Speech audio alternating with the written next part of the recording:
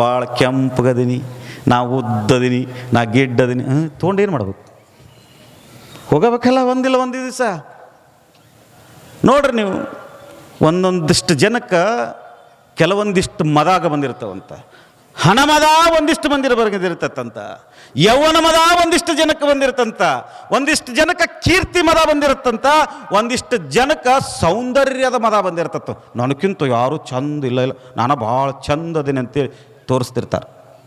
ಅಯ್ಯ, ವಯಸ್ಸಾತು ಅಂತಂದ್ರೆ ಮಕ ಸುಕ್ಕಕತಿ, ಮಕ ಸುಕ್ಕಕತಿ, ಮಕ್ಕದ ಮೇಲೆ ನೆರಿ ಬೀಳ್ತಾವೆ.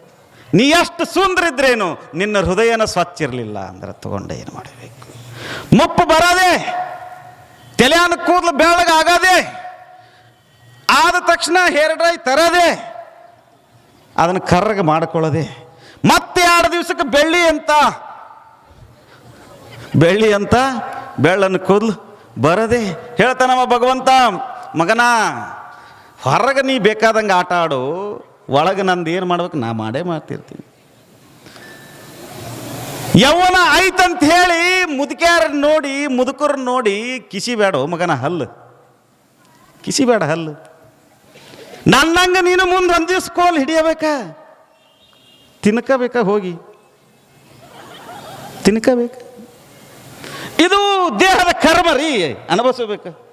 ಅವ ಗುರುವಾದರೇನು, ನಾ ಹೇಳಂಗಿಲ್ಲ, ಎಚ್ಚರ ಸ್ವಾಮಿಗಳು ಹೇಳ್ತಾರೆ, ಗುರುವಾದರೇನು ಶಿಷ್ಯನಾದರೇನು, ಜೀವನದಲ್ಲಿ ಎಚ್ಚರ ತಪ್ಪಿದರೆ ಭವರೋಗ ದೇಹಕ್ಕಲ್ಲದೆ ಮನಸ್ಸಿಗುಂಟೆ ಅಯ್ಯ. ಹೇಳ್ತಾರವರು, ದೇಹದ ಕರ್ಮ ಯಾರಿಗೂ ಬಿಟ್ಟಿಲ್ಲ ಅಂತ. ನಾನು ಸ್ವಾಮಿದೇನಿ, ನಾ ಮುದುಕಾಗಂಗಿಲ್ಲ ಅಂದ್ರೆ ಆಗತಿ, ಕೋಲ್ ಹಿಡಿಯತಿ, ಹಿಡಿದ್ರೊಳಗೆ ನಡಕ್ಕೆ ಹೋದ್ರು ಹೋದೆ, ಯಾರೇನು ಮಾಡ್ಬೇಕು? ಹೋಗಬೇಕಾ? ಆ ಭಗವಂತನ ಆಮಂತ್ರಣ ಬಂತು ಅಂತಂದ್ರೆ ಹೋಗಬೇಕ. ಒಬ್ರು ಹೇಳಕತ್ತಾರ, ಬಿಡ್ರಿ ಅಜ್ಜಾರ, ಈಗೇನು ಹುಟ್ಟಿದ ಕೂಸಿಗೂ ತಲೆಯನ್ನು ಕೂದಲು ಬೆಳಗಾಗ್ಯಾವ. ಹುಟ್ಟಿದ ಕೂಸಿಗೆ ತಲೆಯಾಗ ಕೂದಲು ಯಾಕೆ ಬೆಳಗಾಗ್ಯಾವ ಅಂತಂದ್ರೆ ನೀನು ಹೊಟ್ಟೆಲಿದ್ದಾಗ ತಿನ್ನಬಾರ್ದು ತಿಂದು, ಅದಕ್ಕೆ ಬೆಳಗಾಗ್ಯಾವು. ಪಿಜ್ಜಾ ತಿಂದು, ಬರ್ಗರ್ ತಿಂದು, ಇಂಥ ತಿಂತಿ, ಹಾಳು ಮೂಳು ಗೋಬಿ ಪಾನಿಪುರಿ ಇಂಥ ತಿಂತಿ. ನಮ್ಮ ಮಾವುಗಳು ಮಣ್ಣು ತಿಂತಿದ್ರು, ಗೋಧಿ ಹಸ ಮಾಡ್ತಿದ್ರು. ಅವರು ಜೀವನ ಹೆಂಗಿತ್ರಿ? ಅವರು ಗೋಧಿ ಹಸ ಮಾಡ್ತಿದ್ರು, ಗೋಧಿಯನ್ನು ಹಳ್ಳು ಬರ್ತಿದ್ರು, ಹಳ್ಳು ತಿಂದು ಬೈಕೆ ತೀರಿಸ್ಕೊಂತಿದ್ರಿ. ಹಳ್ಳು ತಿಂದು ಬೈಕೆ ತೀರಿಸ್ಕೊಂತಿದ್ದಿ. ಇವು ಗೋಧಿನೂ ಹಸ ಮಾಡಿಲ್ಲ. ಇವ್ರು ದುರ್ಗವು ಬಡಿಲಿ, ಇವ್ರು ಯಾರು ಬಂದು ಹೊತ್ಕೊಂಡು ಹೋಗಲಿ, ಇವಕ್ಕ ಗೋಧಿ ಹಸ ಮಾಡೋದು ಗೊತ್ತಿಲ್ಲ, ಬೈಕ್ ಅಂದ್ರೆ ಏನು ಗೊತ್ತಿಲ್ಲ. ನಿಮಗೆ ಹೇಳ್ತೀನಿ, ನಾನು ನೋಡೀನಿ, ಕಣ್ಣಾರ ನೋಡೀನಿ. ನಿಂದೇನು ಕೆಲಸ ಅಲ್ಲೇ ಜಾಂದೀರಿ? ಆ ಬೈಕಿ ಆಧಾರ ಮುಂದೆ ನಿಂದೇನು ಕೆಲಸ? ಬೈಕಿ ಬಂದವರು ಇಷ್ಟು ಚಂದ ಜೀವನ ಸಾಗಿಸ್ತಿದ್ರು ಅಂತಂದ್ರೆ ನಿಮಗೆ ಹೇಳ್ತೀನಿ, ಹಿತ್ತಲಾಗ ಹುಂಚಿ ಗಿಡ ಇರ್ತಿತ್ತು. ಈಗ ಹಿತ್ತಲನ ಇಲ್ಲ, ಹುಂಚಿ ಗಿಡ ಎಲ್ಲಿ ತೊಗೊಂಬರ್ತೀವಿ? ಊರು ತುಂಬ ಅಡ್ಡಾಡಿದ್ರು ಒಂದ ಆಲದ ಮರ, ಅಜ್ಜನ ಮಠದ ಮುಂದೆ 2 ಹುಂಚಿ ಗಿಡ. ಇದ್ದಿದ್ದ ಗಿಡ ಕಡಿದು ಬಿಡುದು.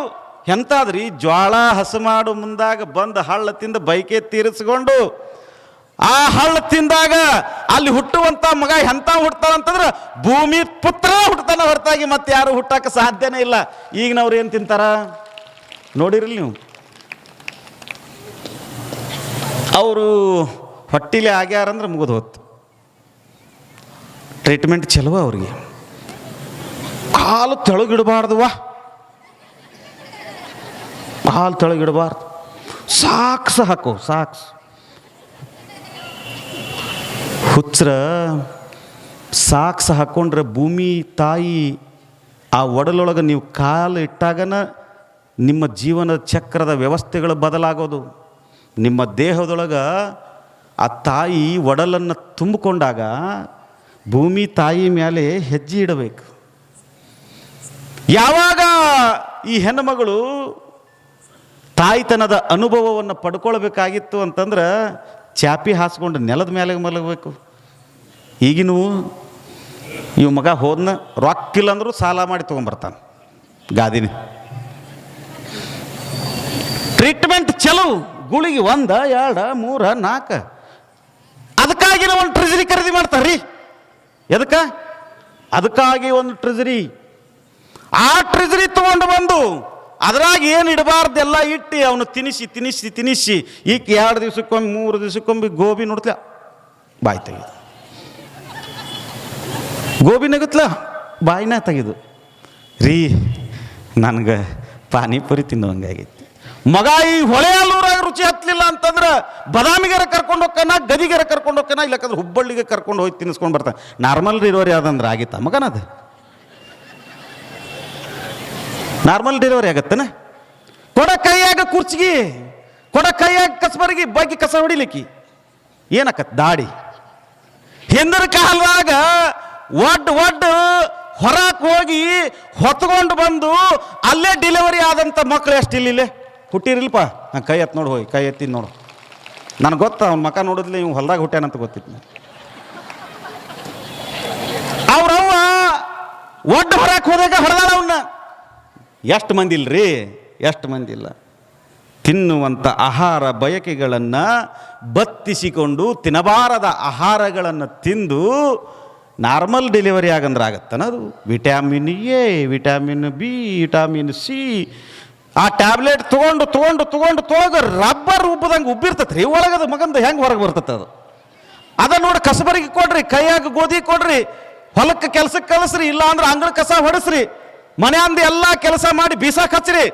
ನಿಮಗೆ ಹೇಳಿದ್ದೆ ಅಂದ್ರೆ ನೋಡಿ ನಿಮ್ಮನ್ನು ಬಿಡಂಗಿಲ್ಲ. ನಿಮ್ಮನ್ನು ನಾಲ್ಮರ್ ಡೆಲಿವರಿ ಮಾಡೇ ಕಳಿಸ್ತೀನಿ ಬೇಕಾರೆ. ನಾನು ಕರೆನೇ ಹಾಕತ್ತೀನಿ. ನಾ ಹೇಳ್ದಂಗೆ ಮಾಡಿರ್ಬೇಕಾರೆ ಹೊಸದಾಗಿ ಯಾರ ಮದುವೆ ಆಗಿದ್ರ, ಮುಂದೇನಾದರೂ ನಿಮ್ಮ ಕನಸು ಹಂಗಿದ್ರ ನಿಮ್ಗೆ ನಾರ್ಮಲ್ ಡೆಲಿವರಿ ಮಾಡಿಸ್ತೀನಿ. ಏನಿಲ್ರಿ, ಮೈ ಕೆಲಸ ಇಲ್ಲ, ಕೈ ಕೆಲಸ ಇಲ್ಲ, ಸುಮ್ಮನೆ ತಿನ್ನೋದು, ತಿಂದಿದ್ದಕ್ಕೆ ದೇಹಕ್ಕೆ ಆ್ಯಕ್ಟಿವಿಟಿ ಇಲ್ಲ, ಏನಿಲ್ಲ. ಡಾಕ್ಟರ್ ಬರೆದು ಕೊಡ್ತಾನಂತೆ, ಅದು ನಿನ್ನ ಕಡಿಮೆ ಐತಿ, ಇದು ನಿನ್ನ ಕಡಿಮೆ ಐತಿ. ಆ ಡಾಕ್ಟ್ರ್ ಡೆಲಿವರಿ ಮಾಡಿಸಿ ಮನೆ ಮೇಲೆ ಮನೆ ಕಟ್ಟ್ಯಾನ. ಇವು ಡೆಲಿವರಿ ಮಾಡಿಸ್ಕೊಂಡು 1 ಎಕರೆ ಹೊಲ ಮಾರ್ಯಾನ. ಏನು ಮಾಡಬೇಕು? ಇದಕ್ಕೆ ಯಾಕೆ ಕೈ ಎತ್ತೀವೋ ಮರ? ನಿಮ್ಮವು ನಿನ್ನ ಹೊಲದಾಗ ಹಡ್ದಾಳ, ಸುಮ್ಮನಿರು.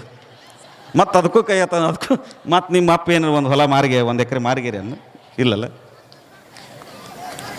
ಎಲ್ಲಿ ಹೋಗೈತೆ ನಮ್ಮ ಬದುಕು? ಹೆಂಗೆ ಹೋಗೈತೆ ನಮ್ಮ ಜೀವನ? ಹೆಂಗೆ ನಡೆದತ್ ನಮ್ಮ ಜೀವನ?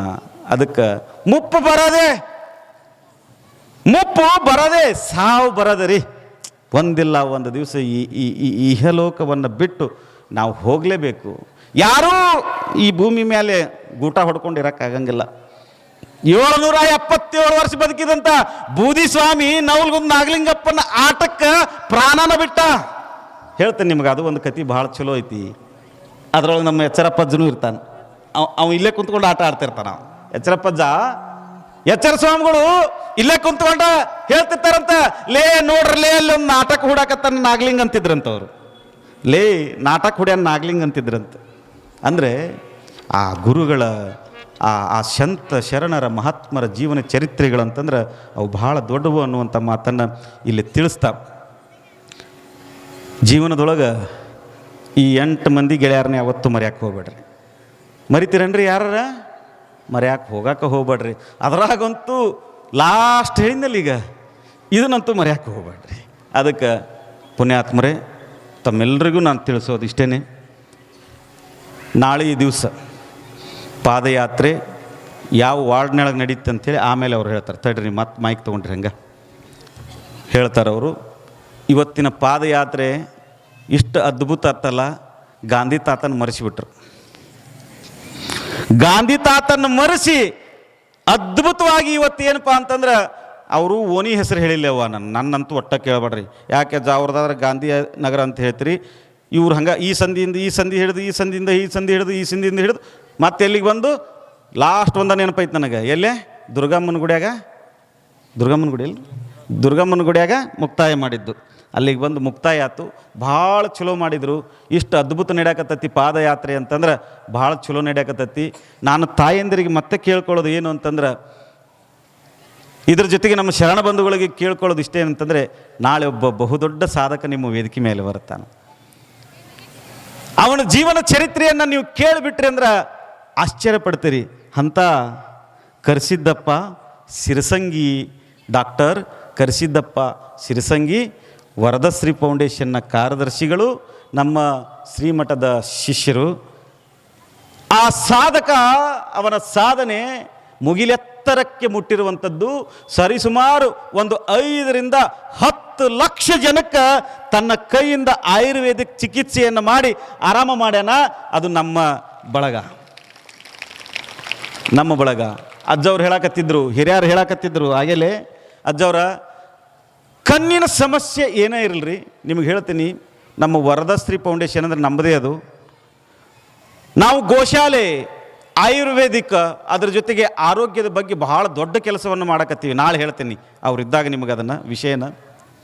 ನಿಮ್ಮದು ಯಾವುದೇ ಸಮಸ್ಯೆ ಇರಲ್ರಿ, ನಾನು ಪ್ರವಚನ ಹೇಳಕತ್ತೇನೆ ಅಷ್ಟ, ಆದರೆ ನನ್ನ ಗಮನ ಇರೋದು ಕೃಷಿ ಮತ್ತು ಆರೋಗ್ಯ ಮತ್ತು ಆಹಾರ, ಅದ್ರ ಕಡೆನೇ ನನ್ನ ವ್ಯವಸ್ಥೆ. ನಿಮ್ಮನ್ನು ನೋಡಿದೆ ಅಂತಂದ್ರೆ ನಿಮಗೆ ಇಂಥದ್ದೈತೆವ ನೀ ಆರಾಮಿರಬೇಕು, ಯಪ್ಪ ನಿನಗೆ ಇಂಥದ್ದೈತಿ ನೀ ಆರಾಮಿರಬೇಕು, ಇದೇ ಹಂಬಲ್ ನಮಗೆ. ಇದನ್ನು ಬಿಟ್ಟರೆ ಬೇರೆ ಏನು ಧ್ಯಾನನೂ ಇಲ್ಲ, ಜ್ಞಾನನೂ ಇಲ್ಲ ನಮಗೆ. ಅದಕ್ಕೆ ನಾಳೆ ದಿವಸ ನಿಮ್ಮ ಮನೆಯೊಳಗೆ ಎಷ್ಟು ಮಂದಿ ಅದಾರ ಅವ್ರನ್ನೆಲ್ಲ ಕರ್ಕೊಂಡು ಬರ್ರಿ. ನಿಮಗೇನು ಸಮಸ್ಯೆಗಳಿದಾವೆ ಆ ಎಲ್ಲ ಸಮಸ್ಯೆಗಳಿಗೆ ನಿಮಗೆ ನಾಳೆ ದಿವಸ ಒಂದು ಪರಿಹಾರ ಸಿಗುತ್ತೆ. ಅದಾದ ಮೇಲೆ ನಾಡ್ದ ಶನಿವಾರ